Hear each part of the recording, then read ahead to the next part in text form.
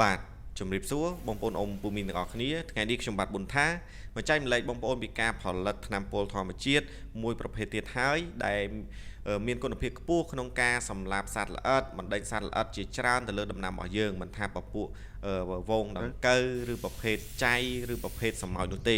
គឺយើងមានប្រសិទ្ធភាពភ្លាមតែម្ដងបាញ់ទៅភ្លាមគឺងាប់ភ្លាមតែម្ដងអញ្ចឹងបងប្អូនចង់ដឹងឬចង់យល់ពីរបៀបប្រើប្រាស់និងរបៀបផលិតបងប្អូនអាចមកតាមដានទាំងអស់គ្នានៅក្នុងវីដេអូមួយនេះបាទវត្ថុធាតុដើមដែលយើងត្រូវរកគឺមានរំដេងយើងប្រើ2ខាំហើយខ្ទឹមសយើងប្រើ2ខាំហើយមានម្ទេសយើងជ្រើសរើសម្ទេសស្រស់ក៏បានម្ទេសក្រៀមក៏បានបាទគឺយើងប្រើ1ខាំហើយនឹងមានថ្នាំជក់ថ្នាំជក់ឬថ្នាំខ្លាំងនេះគឺយើងអាចទិញអាប្រភេទថ្នាំខ្លាំងទៅសួរអ្នកលក់ណាបងប្អូនបាទយើងប្រើ1ខាំដែរមួយទៀតគឺយើងមានទឹកខ្មេះបងប្អូនជ្រើសរើសទឹកខ្មេះដែលបងប្អូនមាននៅផ្ទះក៏បានបងប្អូនទិញនៅទីផ្សារក៏បានអត់មានបញ្ហានោះទេហើយយើងជ្រើសរើសស្រាដែលដុតឆេះឬយើងហៅថាមេស្រាហើយបងប្អូនពិបាករកទិញដោយថានៅភ្នំពេញឬនៅទីក្រុងពិបាករកទិញណាបងប្អូនអាចទិញរវុតកាប្រាប់គេទៅស្រាវុតកាដែលដុតឆេះដែលគេយកទៅលាយស្រាយកទៅអីអញ្ចឹងណាបាទគឺយើងយកប្រើប្រាស់ហ្នឹងត្រឹមតែកន្លះលីត្រទេប្រភេទស្រាដុតឆេះហើយទឹកខ្មេះគឺយើងប្រើកន្លះលីត្រហើយវុតស្រាវុតកាបងប្អូនអាចប្រើពីចន្លោះ1លីត្រក៏បានឬកន្លះលីត្រក៏បានបាទអញ្ចឹងបរិមាណប៉ុណ្នេះគឺយើងអាចយកមកផលិតថ្នាំពុលធម្មជាតិដែលមានគុណភាពខ្ពស់មែនតែនហើយយើងប្រើទៅមានប្រសិទ្ធភាពភ្លាមតែម្ដងតិចទៀតខ្ញុំនឹងបង្ហាញបងប្អូនពីការប្រើប្រាស់ទៅលើដំណាំរបស់យើងបាញ់សម្ោចអត់បានប្រហែលជា5នាទីទេបងប្អូនគឺវាងាប់ភ្លាមហើយបាញ់ចៃក៏ងាប់ភ្លាមដែរគឺប្រភេទដកៅអីហ្នឹងបងប្អូនអាចធ្វើហើយខ្ញុំចង់បង្ហាញបងប្អូនថាវីដេអូមុនខ្ញុំបានបង្ហាញពីរបៀបផលិតថ្នាំពុលប្រភេទនេះរួចហើយប៉ុន្តែដោយសារតែបងប្អូនគាត់សនំពោថាវត្ថុធាតុដើមហ្នឹងវាច្រើនមុខពេកជាង10មុខនៅឯណោះគាត់ពិបាករកអញ្ចឹងឥឡូវនេះខ្ញុំមកពិសោធន៍ទៅលើបរិមាណឬលក្ខណៈថា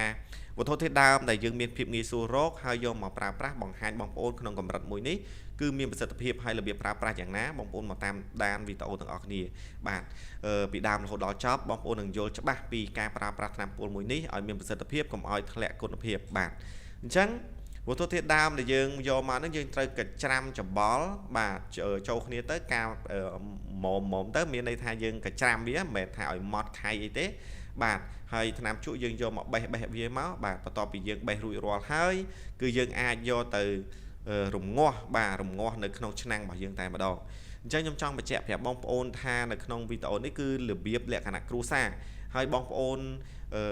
ដែលគាត់ផលិតចង់ទុកបានឲ្យមានគុណភាពគឺយើងប្រើត្រឹមផលិតតិចបានហើយបងប្អូនប្រើត្រឹមរយៈពេល3ថ្ងៃទៅ5ថ្ងៃបានហើយឲ្យអស់ណាបើសិនយើងទុកលើសហ្នឹងអាចថាវាអត់មានគុណភាពទេវាធ្លាក់គុណភាពហើយអត់មានប្រសិទ្ធភាពទេមានន័យថាយើងធ្វើថ្មីគឺមានគុណភាពបាទហើយសម្រាប់ទឹកដែលយើងយកមករងាស់ហ្នឹងយើងប្រើ3លីត្របងប្អូនបាទយើងប្រើ3លីត្រអញ្ចឹងសម្រាប់យើងប្រើ3លីត្រហ្នឹងយើងយកពេលដែលយើងរងាស់ទៅវាអាចរីងថាចន្លោះពី2លីត្រជាងអីនៅសល់1លីត្រជាងដែរបាទអញ្ចឹងការរងាស់គឺមានភាពងាយស្រួលទេបងប្អូនអាចប្រើចក្រានហ្គាសក៏បានបងប្អូនប្រើចក្រានខ្ជុំក៏បានឬចក្រាននេះក៏បានដែរបាទហើយយើងដាក់ភ្លើងលក្ខណៈល្មមមិនឆេះសន្ធៅពេកហើយយើងប្រើខ្ជុំប្រើហ្គាសអញ្ចឹងទៅឲ្យវាពុះណាលក្ខណៈរងាស់បងប្អូនបន្ទាប់ពីហ្នឹងពេលដែលយើងដាក់វត្ថុធាតុដើមយើងហើយយើងចាក់ទៅបាទទឹកខ្មេះយើងមកល្មមខ្ញុំចាក់កន្លះដបហើយស្រារបស់យើងខ្ញុំដាក់1លីត្របងប្អូនបាទតែពិតខ្ញុំទិញមកហ្នឹងខ្ញុំថាដាក់តែកន្លះលីត្រទេបាទប៉ុន្តែដោយសារទិញមកហើយយើងជិលទុកយើងដាក់1លីត្រទៅអត់មានបញ្ហាទេបងប្អូនបាទយើងដាក់លើសខ្វះតិចតួចនៃបរិមាណដែលខ្ញុំបង្ហាញបងប្អូននេះហើយយើងរងាស់វាក្នុងរយៈពេល40ទៅ1ម៉ោងអីទៅ40នាទីអីណាបាទយើងរងាស់វាក្នុងចន្លោះហ្នឹងទៅទឹកឃើញទេបងប្អូនពុះអញ្ចឹងវាចេញជាតិទាំងអស់ហ្នឹងសប់ចូលគ្នាបាទហើយថ្នាំនេះគឺពុលដល់មនុស្សសត្វបងប្អូនអញ្ចឹងមានន័យថាយើងទុកឲ្យផុតដៃក្មេងប៉ុន្តែវាអត់ពុលលក្ខណៈដូចថ្នាំគីមីដែលជ្រាបចូលទៅក្នុងរោមយើងពេលយើងប្រើប្រាស់ទៅចូលមកតាមរុនស្បែករុនអីទៅមានបញ្ហាដល់សុខភាពអត់ទេបងប្អូនបាទអញ្ចឹងយើងប្រើថ្នាំពុលធម្មជាតិនេះដោយមានទំនួលខុសត្រូវមានន័យថាដោយទំនុកចិត្តអត់មានបញ្ហាអីទេបាទយើងអាចប្រើហើយពី3ថ្ងៃក្រោយយើងអាចបេះដំណាំមកនោះយកមកលាងសម្អាតហូបបានអត់បញ្ហាទេហើយនេះពេលដែលយើងចង់ប្រើប្រាស់វាយើងទុកវាត្រជាក់ហើយខ្ញុំធ្វើពេលល្ងាចពេលព្រឹកឡើងខ្ញុំច្រកវាអញ្ចឹងវាត្រជាក់ហើយបាទយើងច្រក dương ai vô ấy cho như tròn chia cật nát chia bay cật tròn ấy các bạn đấy ở vì cái tí pe na đại dương vô tự đạn được nóng thông banh rư spray bỏ dương vì nãy rư ste từ rôn bỏ dương bạn chẳng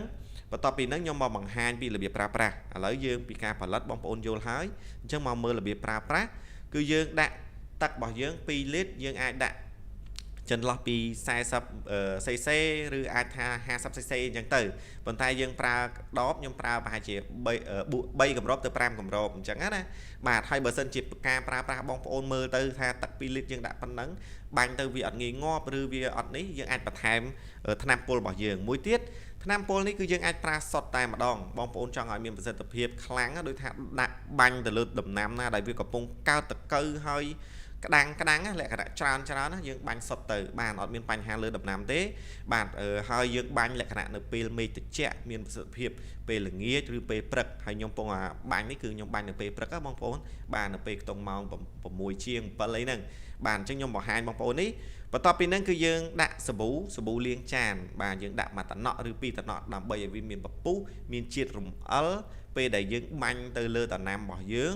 គឺវាជាប់បាទវាទុំលក្ខណៈថាជីឬថ្នាំពុលហ្នឹងទុំទៅលើសត្វល្អិតនិងទៅលើស្លឹកឬទៅលើត្រួយទៅលើផ្លែដំណាំរបស់យើងហ្នឹងបានរៀងយូរបាទមានន័យថាខ្យល់មកអីវាអត់ងាយនេះហើយវាជាប់ទៅមួយសត្វល្អិតឆាប់ងាប់បងប្អូនហើយយើងដាក់ទឹកខ្មេះមកល្មមដែរនៅក្នុងហ្នឹងអាច1កម្របឬ2កម្របអីបន្ថែមទៅពេលដែលយើងចង់ប្រើភ្លាមបងប្អូនឃើញម្ទេសនេះគឺមានសម្ោចមានចៃបាទចៃហ្នឹងគឺមានប្រភេទចៃដែលរុំត្រួយរុំផ្កាវាហ្នឹងអត់ឲ្យហើយស្លឹកហ្នឹងគឺអត់ឲ្យលាស់ល្អទេបងប្អូនអ្នកដាំម្ទេសដឹងហើយដាំម្ទេសដាំត្រប់ដាំប្រភេទស្ពៃអីហ្នឹងតែងតែជួបតែ 100% អ្នកដែលដាំបាទហើយនេះបងប្អូនខ្ញុំបង្ហាញនេះបន្ទាប់ពីខ្ញុំបាញ់ហើយរយៈពេលត្រឹមតែថា5នាទីចុះបងប្អូនបាទអត់ដល់ផងគឺសម្ោចហើយនឹងចៃយើងបើចៃរៀងយូរបន្តិចដោយសារវាអត់មានការលក្ខណៈថាសកម្មភាពមានន័យថាវាអត់មានដូចសម្ោចបើសម្ោចយើងបាញ់ទៅយើងដឹងថាពេលវាអត់រត់ហើយអត់អីហ្នឹងគឺវាងាប់ភ្លាមតែម្ដងបាទយើងបាញ់ភ្លាមប្រហែលជា 2-3 នាទីក្រោយហ្នឹងគឺងាប់បងប្អូនឃើញហ្នឹងនឹងសម្ោចហើយចៃក៏យើងឃើញងាប់ដែរដោយសារក្នុងវីដេអូការថតគឺអត់ច្បាស់ហ្នឹងបងប្អូនវាទូចពេកបាទអញ្ចឹងខ្ញុំចង់បង្ហាញបងប្អូនសារអនុវត្តវិធីសាស្ត្រដែលខ្ញុំបានបង្ហាញនេះនៅកន្លែងចកាឬលក្ខណៈនៅលើដំណាំបងប្អូនបានបាទហើយនេះប្រភេទចៃសបងប្អូនខ្ញុំបាញ់រយៈពេលត្រឹមតែប្រហែលជា1ម៉ោង2ម៉ោងខ្ញុំឃើញចៃនឹងងាប់តែម្ដងខ្ញុំឆ្កឹះវាយកមកមើលបាទគឺងាប់វាលែងឃើញវាងាប់ព្រោះវាអត់មានលក្ខណៈចលនាកម្រើកអីបាទហើយយើងបេះវាមកមើលទៅគឺងាប់អញ្ចឹងយើងអាសាបាញ់ការប្រើប្រាស់ទៅលើដំណាំរបស់យើងបងប្អូនអាចបាញ់ឲ្យមានប្រសិទ្ធភាពល្អទៅលើដំណាំយើងការពារមុនបងប្អូនហើយការពារនេះអាថ្នាំនេះព្យាបាលរោគបានមួយចំនួនទៀតរោគពពួករោគផ្សិតរោគក្រាអីអត់កើតទេបងប្អូនបាទដោយសារពពួកហ្នឹងវាកើតចេញពីលក្ខណៈថាមេរោគឬទឹកនោមសត្វឬប្រភេទអីផ្សេងដែលវាចម្លងហើយថ្នាំហ្នឹងគឺជួយបានច្រើនអញ្ចឹងបងប្អូនឃើញដំណាំរបស់ខ្ញុំល្អខ្ញុំអត់ដែរប្រើថ្នាំពុលគីមីអីទៅឲ្យការពារទេគឺខ្ញុំតែងតែប្រើការពារមុនបាទការពារមុនឬមួយពេលណាដែលវាកើតដោយបងប្អូនបានឃើញមិញវាកើតខ្លះហើយយើងបាញ់ទៅងាប់ភ្លាមហើយថ្នាំពុលនេះប្រើឲ្យមានប្រសិទ្ធភាពខ្ពស់យើងផលិត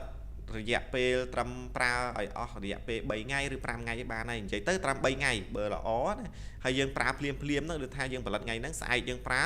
គឺមានប្រសិទ្ធភាពល្អមែនតើដូចខ្ញុំបានធ្វើភ្លាមបង្ហាញបងប្អូនហើយនេះគឺខ្ញុំមកបាញ់សម្ោចប្រភេទសម្ោចនេះគឺសម្ោចខ្មៅដែលវាទុំនៅលើស្លឹកហ្នឹងហើយកើតរោគដែលរោគរួញស្លឹករួញអីហ្នឹងពេលដែលខ្ញុំបាញ់ភ្លាមហ្នឹងគឺវាងាប់ភ្លាមខ្លាំងជាងថ្នាំបាញ់មូសទៀតណាបងប្អូនមែននេះខ្ញុំចង់បង្ហាញបងប្អូនពីថ្នាំពុលដែលយើងផលិតពីវត្ថុធាតុដើមដែលងាយស្រួលមានតែប្រហែលមុខមិញទេ4មុខអីទេបាទ3-4មុខមិញហ្នឹងអញ្ចឹងបងប្អូនឃើញហើយអាចផលិតបានដោយសារថ្នាំពុលមួយប្រភេទទៀតដែលខ្ញុំចេញវីដេអូនោះបងប្អូនថាអូពិបាករកវត្ថុធាតុដើមអញ្ចឹងឥឡូវនេះខ្ញុំប្រើតែប្រហែលជា 4-5 មុខនេះគឺបងប្អូនអាចផលិតបានដោយងាយហើយបងប្អូនអធិស្ឋានដែលបងប្អូនឥឡូវនេះក៏រកទិញថ្នាំពុលប្រភេទហ្នឹងពីខ្ញុំ ហើយខ្ញុំអត់មានលក់ទេដោយសារទី1មិនមែនខ្ញុំអត់ចង់លក់ជូនបងប្អូនទេដោយសារវាទុកអត់បានយូរអញ្ចឹងពេលបងប្អូនទិញខ្ញុំទៅខ្ញុំលក់ជាដបមួយដប20000 30000 40000អីហ្នឹងពេលបងប្អូនយកទៅទុកអត់បានយូរវាអាចខូចអញ្ចឹងសុខចិត្តឲ្យបងប្អូនអាចផលិតបានដោយខ្លួនឯងនៅផ្ទះទៅតិចតិចយើងឥឡូវឧទាហរណ៍យើងប្រើកន្លះលីត្រអញ្ចឹងយើងត្រូវធ្វើប្រមាណបរិមាណតិចតិចមុននឹងយើងយកទៅប្រើប្រាស់ដំណាំយើងគិតឲ្យហើយណាកុំឲ្យយើងទុកយូរទៅវាខូចបាទដោយសារយើងងាស់ចេញពីវត្ថុធាតុដើមដែលមានជាតិស្រស់ជាតិអីវាអាចផ្អូមវាអាចរលួយបាទរលួយទឹកអីហ្នឹងវាឡើងឡាយឡើងអីចឹងទៅបាទហើយនេះបន្ទាប់ពីហ្នឹងខ្ញុំមកបង្ហាញបងប្អូនបាញ់មិញលើស្ពៃចៃច្រើនមែនតើអញ្ចឹងបងប្អូនឃើញបន្ទាប់ពីយើងបាញ់ឲ្យស្ពៃយើងលូតលាស់ល្អ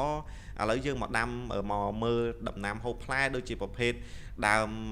តបែកបាទគឺប្រភេទសម្ោចហើយនឹងចៃសអីហ្នឹងចៃតូចតូចអីហ្នឹងគឺវាចូលចិត្តទុំមែនតើបាទវាចូលចិត្តដូចបងប្អូនបានឃើញនេះអញ្ចឹងយើងបាញ់ភ្លាមងាប់ភ្លាមស្អែកខាងស្អែកនេះគឺវាអាចជំរុះខ្លួនវាឬវាធ្លាក់ចុះមកអស់ហើយបងប្អូនខ្ញុំនឹងបង្ហាញវីដេអូជាបន្តទៀតដើម្បីបង្ហាញពីការលូតលាស់បន្ទាប់ពីយើងប្រើថ្នាំពុលមួយប្រភេទនេះដូច្នេះខ្ញុំបាទប៊ុនថាសង្ឃឹមថាបងប្អូននឹងទទួលបានចំណេះដឹងមួយនេះត្រឡប់មកវិញមានន័យថាថ្នាំពុលរបស់យើងគឺយើងអាចប្រើក្នុងរយៈពេលត្រឹម3ថ្ងៃទៅ5ថ្ងៃទៅពេលដែលយើងផលិតឲ្យមានប្រសិទ្ធភាពខ្ពស់កុំឲ្យលើសហ្នឹងបាទហើយកុំយើងទុកយូរជាងហ្នឹងអាចខូចគុណភាពហើយមួយទៀតវត្ថុធាតុដើមដែលយើងជ្រើសរើសយកមកការផលិតទាំងទឹកទាំងរបស់អីទាំងអស់ហ្នឹងកុំឲ្យមានជាតិប្រេងជាតិអីដែលមានលក្ខណៈថាអត់មានប្រសិទ្ធភាពអីចឹងណាទឹកស្អាតអីចឹងទៅបាទហើយការងាស់អីហ្នឹងយើងយកចិត្តទុកដាក់មើលវាទៅបាទត្រឹម40នាទីអីយើងរីងដូចថាបរិមាណទឹក3លីត្រយើងឲ្យវារីងត្រឹមមួយភាគអីចឹងណានៅសល់ប្រហែលជាខ្ទង់2ភាគអីចឹងទៅនៅសល់2លីត្រឬ1លីត្រជាងអីចឹងទៅយើងយកមកប្រើប្រាស់វាចេញសារធាតុហ្នឹងមកអស់ហើយនឹងអីចឹងវីដេអូនេះខ្ញុំសង្ឃឹមថាបងប្អូននឹងទទួលបានចំណេះដឹងហើយនេះគឺជាថ្នាំពុលដែលខ្ញុំប្រើទៅមានប្រសិទ្ធភាពដូចអាមុនដូចគ្នាអត់មានខុសគ្នាប្រមាណទេប៉ុន្តែអាមុនដោយសារតែវត្ថុធាតុដើមវារៀងច្រើនបងប្អូនពិបាករកអញ្ចឹងបងប្អូនសាកអនុវត្តវិធីនេះទៅហើយអធិស្ឋានដែលមុនខ្ញុំមិនបានបកស្រាយក្បោះក្បាយទៅលើការចែកម្លែកបងប្អូនដោយសារ